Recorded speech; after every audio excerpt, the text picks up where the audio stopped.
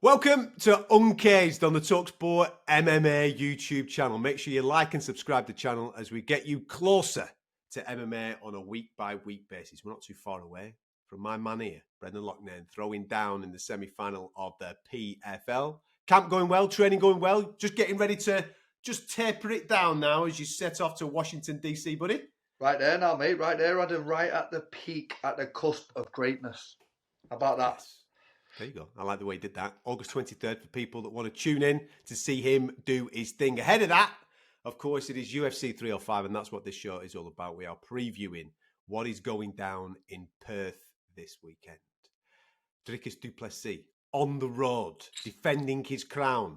Bad blood everywhere in this particular fight, taking on the former champion in Israel Adesanya. Mouth-watering, my man. Mouth-watering fight. Excitement levels, I'll be honest with you, I know we're a week out yet, but I'm at 10. I'm here, I'm pumped, I'm ready to rock and roll with it. Yeah, I've not been this excited for a UFC fight in a long, long time. I think these guys have done a brilliant job of building this fight up. Again, me and you have discussed Dricus many times. He's got that mad style that just works. It just works. I've cornered against him. I've seen it. It just works. It's mental how it works, but it works. You've got the technical sniper in Israel Adesanya. Very interesting fight. Can't wait. Yeah, I'm in the boat with you, Adam. I am. You ready for some stats? You ready? Here we go. You love the stats, don't you? In fact, I'll tell you what, I won't do it as a stat. I'll ask you a question. See if you, because your knowledge is extremely good, my man. We have had, on many occasions, fighters win back a title that they'd lost. Okay, same title, same weight division is what I'm referring to. Not multiple weight world champions, not simultaneous champions, not all that. Just the same title, same weight division. Okay? Only one person in the history of the UFC has managed to win the same title in the same weight division on 3 occasions. Do you know who it is? Oh, testing my knowledge here. 3, it seems. I'll give you a clue. You've got to go back. Tell me what division. It's the heavyweight division. It's 1997, 2001, and then 2008. What did you say then? Frank Mir. Not Frank. He did it twice. Who have you got? Go on. Next one. Orlovsky. No. I'm thinking about old school Frank. I'll give you another clue. This same person also won the title at light heavyweight twice. Randy Couture. There you go, brother. Done. There you go. The only person in the history of the UFC, Randy Couture, won the heavyweight championship on 3 occasions. However, here we go. We've got a slight little bit of difference with what could happen in Perth at the weekend. Obviously, Israel Adesanya has become the middleweight champion on 2 occasions already. Right. This is his opportunity to become the world champion at middleweight for the 3rd time, which would equal statistically what Randy Couture did. But Randy Couture, the first time that he won it, he never lost it. If you remember, he had contractual issues with the UFC in 1997. He cleared off and went to go fight in Japan. And then he ended up coming back. So therefore, he was stripped of the title. He lost the title that way. Israel Adesanya will become if he wins, this is, of course, he will become the first person in UFC history to win, lose, win again the same title, all inside the octagon. Wow. I mean, he's had such an amazing career. He really has. And I know my coach, Frank Hickman, is out there training him right now. I was just on FaceTime to him before, said he's looking amazing. And personally, my top 5 favourite fighters of all time. Seen some incredible moments from him over the years. Let's see if that fire's still deep in that belly, Adam. He's going to have to dig deep with Dricus, and I'm excited to see it. There's a lot of talk about the rise of Alex Pereira in the UFC. I think he's had 9 fights since he joined the UFC, and obviously he's got a fantastic win record. Obviously, he fell short to Israel Adesanya in their rematch in the title fight, but he's had more title fights than he's had non-title fights in the UFC. Mental. Israel Adesanya, right? 15 knocks inside the UFC. 11 of them have been world championship fights. Mate, what he has done in a short period of time mustn't be forgotten. It's absolutely tremendous. One thing that I like about this for him coming into this fight is that he's taken some time off. Since he started with the UFC back in 2018, he's been averaging a fight every 3 to 4 months. He's taken a year off since his defeat to Sean Strickland. And let's be dead honest, he didn't look like himself in that fight in Sean Strickland. We all know that there was stuff going on outside the octagon. Now he seems to have got all those things aligned. He looks fresher. He's talking like the old Israel Adesanya. There's bad blood in this fight. And when it's a big show, Israel Adesanya always turns up. He's going to be chomping at the bit to get inside that octagon come Saturday night. No, I'm with you on that. And, you know, it's there's a big thing that you said there that I want to touch on, the break. I mean, I want to just talk about this break because I just recently had one. And Israel's an active fighter like myself.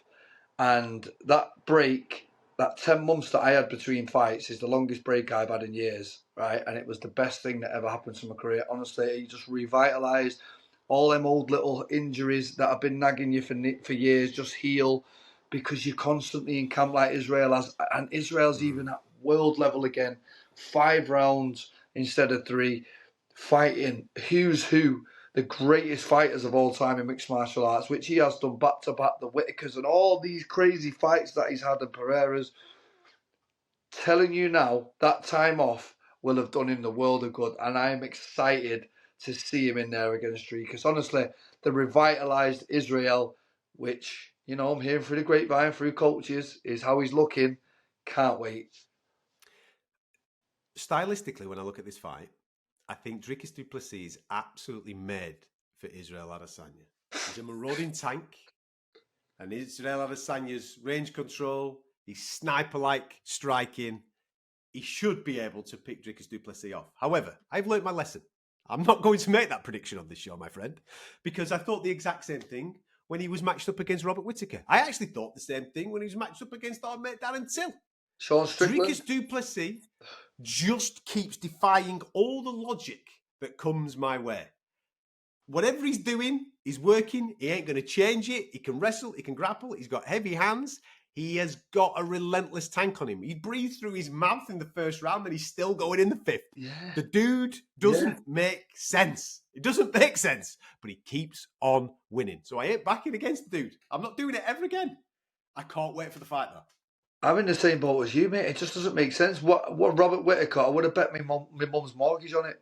I would have bet everything on that fight. Same, like, even Till had him in terrible danger in that fight and he found a way. You've got a guy here that finds a way. That's it. You've got Israel Adesanya, who's the technician, the sniper. Exquisite technique, phenomenal. Let's just see how it all plays out. Because like you say, I wouldn't be putting no mortgages on this time, mate, because the guy just seems to make it happen. He could be 4 rounds down. He's got a massive set of stones on him. He's got a big heart on him. This is going to be some fight, some main event. The middleweight championship on the world. Dricus du Plessis defending for the first time since beating Sean Strickland, of course, against the former champ Israel Adesanya, looking to make a little bit of history. In the co-main event, this is a bit of an odd one because you've got Kai Kara-France taking on Steve Erceg. Kai Kara-France lost his last 2, and he's been out for a long period of time. He was matched up with, or he was rumoured to be matched up with a few of the guys in this particular division, and those fights didn't happen because he said, "Listen, I've got concussion. I'm out of the way. I'm taking some time off." Great, fantastic. Get yourself straight before you come back in. Obviously, this is a home fight for him down under. Steve Erceg's been one of those that has burst onto the scene, got himself a title shot already, and in that title shot against Pantoja, if you remember when we were going into that, we were all like going, "Mate, he is going to get absolutely mullered, this fella," because Pantoja is just an absolute beast. Now, don't get me wrong, Pantoja wins the fight, but Erceg gave him an absolute right good go in that fight. Yep. If you were to make this fight a year ago, 2 years ago, I'd have gone, Kai Kara-France is going to batter this kid all day long. Yep. I don't think that no more. I'm thinking Steve Erceg, off the back of a very narrow defeat against Alexandre Pantoja, is the favourite going into it. Kai Kara-France has got it all to do. 2 losses on the spin, out for a year. What have you got left, pal? No, I agree. And when he burst onto the scene, mate, he got given an opportunity. He got given a title shot. Let's have it right. What ranking was he, Adam? At the time of getting the shot, he just entered the top 10 because of the Matt Schnell knockout. It did look good. But Momokaev should have got the shot. We all know that. But Erceg got the shot instead. So imagine just getting into the top 10 and getting a title shot off the bat. I mean, it's pretty unheard of, isn't it, really? So fair play to him. He took his shot, great fight.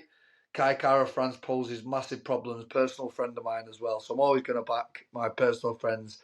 Get it done, Kai Kara-France. Come on, lad.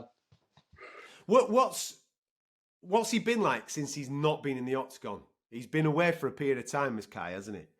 Well, has it been a pure switch-off thing like Israel did? Because there's a lot of guys actually coming out of that gym, mate, with very similar narratives. Israel, Kai Kara-France, on the card, Dan Hooker, who's been out for a year with injury as well. Right, there's a lot of them, all very similar, all at the same time going through the same things. Yeah. Now you say it. Yeah. I mean, let's have it right. That gym burst on the scene, bang, and they all just came out of nowhere. They took over the world. They were the number one gym. Yeah, now they've had a bit of a plateau, and they're all finding their feet again. You know, Hooker's finding his feet, Kai. And I just think, I don't know, there's something about Eugene. I think he's a fantastic coach. I really do. And I think that this is going to be their coming out party again. I really do. That's the gut feeling that I've got. Well, with that in mind, the lightweight fight is, for me, the most fascinating fight, bar the main event, right? Because you've got Matthias Gamrot, who I rate incredibly highly, taking on Dan Hooker. Now, I was lucky enough to be at Dan Hooker's last fight against Jalen Turner. It was unreal. Absolutely unbelievable. He beat him with a broken arm, Dan Hooker. He was outstanding on the night. But that broken arm has put him out for over a year. Yeah. Now, for those that have been following Dan Hooker's injury updates and what have you, he's got the same injury that Jack Della Maddalena had. And they've had operations on it, resetting it. It's taken a little bit of time. And that's my questions going into this, because if this fight gets made relatively quickly after the Jalen Turner fight, I'm thinking to myself, right, Dan Hooker's back. Those long knees that he throws from standing positions, big, long, rangy dude making 155 pounds. He's a nightmare for anybody. So trust me. And I thought that fight with Gamrot maybe 9 months ago, I'd have maybe had a different opinion. Gamrot is a nightmare. Wrestler, brilliant wrestler, really good with his hands. I just don't know where Dan's at off the back of the injury. If he's not anywhere near 100%, he's in trouble here. But if he's the guy that turned up against Jalen Turner, you've got a fight of the night on your hands with that fight. Yeah, definitely. I mean, I've also suffered that same injury during a fight with a broken arm. It's a bugger to come back from. I was quite lucky it got set right and I never had to re-break it and all that. But all that resetting and re-breaking and starting again, you know, after you've just done 6 months and starting again, you know, it's no good for your mental. And, you know, he's not 21 anymore, you know what I mean? Like myself, it's difficult to deal with. But he is mentally one of the strongest men that look at him in that Poirier fight. Come on, lad. Right. I mean, he's just built from different type of metal, Dan Hooker. He really is. And if anyone can get it done, it's him. But then we have to switch over to Gamrot and remember the fights with Arman. Remember the grappling exchanges in the Arman Sarukian fight. Some of the best grappling exchanges I've ever seen in the UFC ever. Like when them two were switching, and it was incredible. Probably some of my favourite sequences that I've seen within the UFC octagon. There's a highlight video. If you haven't seen it, try and find it. Them two just scramble off. Now, them type of fights are nightmares. The nightmares, if you haven't got the gas tank for that, then you're in trouble. And like you say, coming off the broken arm, but I've got faith in Dan Hooker. Come on, Dan. Look at you. Get it done. You got full Australasia on today's show, haven't you? Full Australasia. I try and be biased not to be biased, but it's hard when you know him, Adam. It's hard. Of course it is. Let me guess, you're going Bam Bam Tuivasa in this one, are you? Obviously, that's my boy. Listen. Bam Bam, like out of all of them, Bam Bam's actually my real boy. Like that. I know he is. You boys have been out for Sunday roast in Dubai, haven't you? Bam Bam, my guy. I've got you, Bam Bam. Come on, lad. And you know what?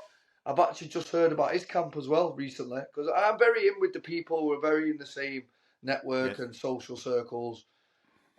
Speaking to Gokhan Saki just before this show actually, and he was telling me he's looking great. He's been training with him every day. Dropping the names. I'm a little name dropper out of my boys and that. I'm giving it. I like it. But yeah, he did. He said he's flying and love Bam Bam, man. Come on, lad, get it done, Bam Bam, because there's another one. Murderer's row, lad. He's had them all. He's fought all of them, Adam. Come on, he deserves a break. Rosenstrike, perfect matchup for Bam Bam. He's going to stand there and have it. I hope so, because what needs to happen, I think, in this fight, I mean, Ty's coming into the fight with 4 straight losses, yeah? Off the back of 5 straight wins. It's such a weird career, Tai Tuivasa. But he's coming into this one with a 4-fight skid, and he's taking on Jorginho Rozenstruik, who comes from a kickboxing background. Tai needs to drag him into his fight. Tai wants to have a fight. He's not here. Listen, I don't want the technicalities and nonsense here, man. Stand here, you throw and I'll throw, and let's see who goes first. And if that fight then plays out, Tai Tuivasa's got a chance against anybody in the world because he hits so hard. And he can take a dig. We've seen him take digs. Don't get me wrong, he's been knocked out, he's been stopped.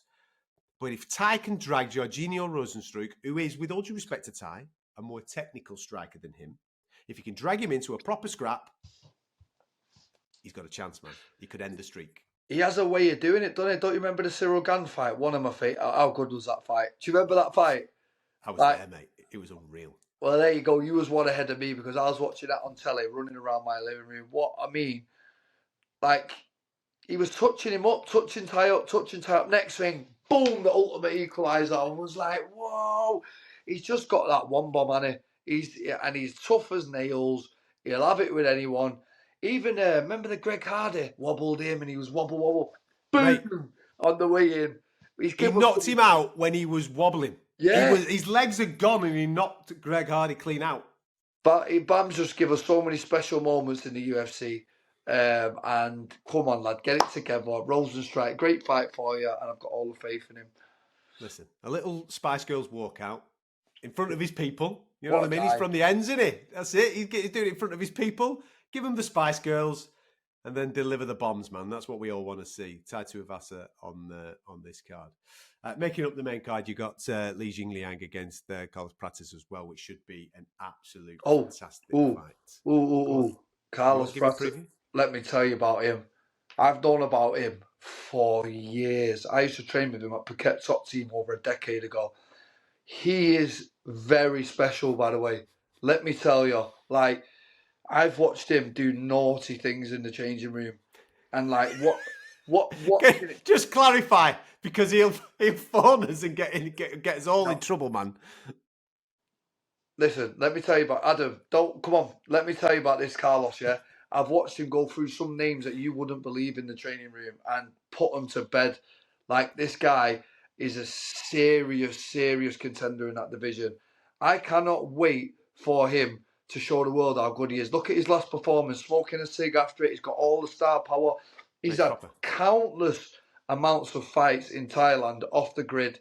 He is, I'm telling you now, his level of striking is Rafael Fiziev.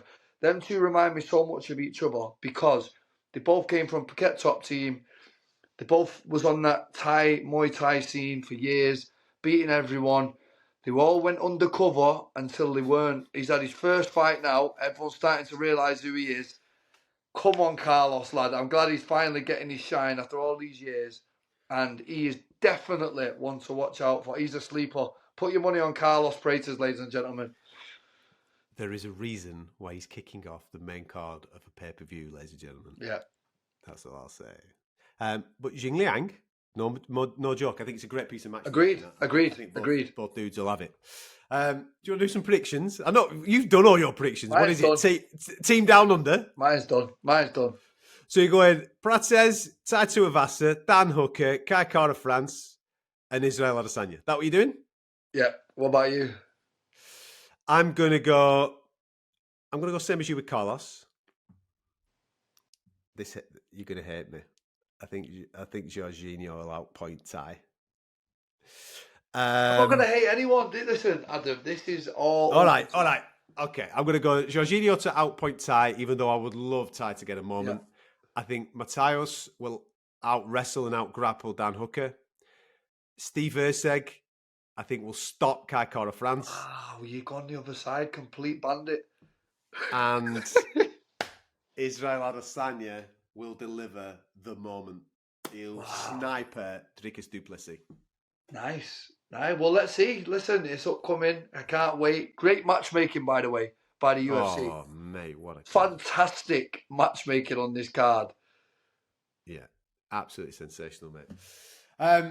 That all gets going in the early hours of Sunday morning for UK fight fans. I think prelims are from 1, main card from 3. Make sure you check it out. UFC 305, all set to be an absolute firecracker. Get stuck into the comments. We've obviously given you our main card predictions. You can agree, disagree.